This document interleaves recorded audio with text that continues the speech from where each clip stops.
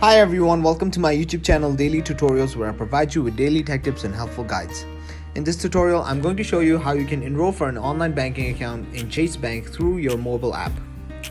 First, make sure you have a good internet connection and it's working properly. Then go ahead and open up Chase app.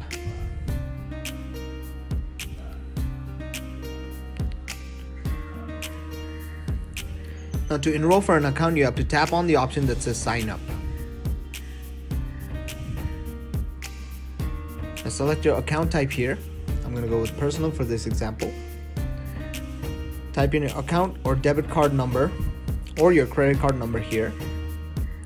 Type in your social security number here. And choose a username for yourself right here. After you typed in all this information, tap on continue. And you should be directed to another page where they'll further guide you on how you can enroll for an online banking account in Chase Bank through the mobile app. And that is it. Thank you very much for watching this video. Be sure to leave a like, share this video, and subscribe to our channel for more helpful guides just like this.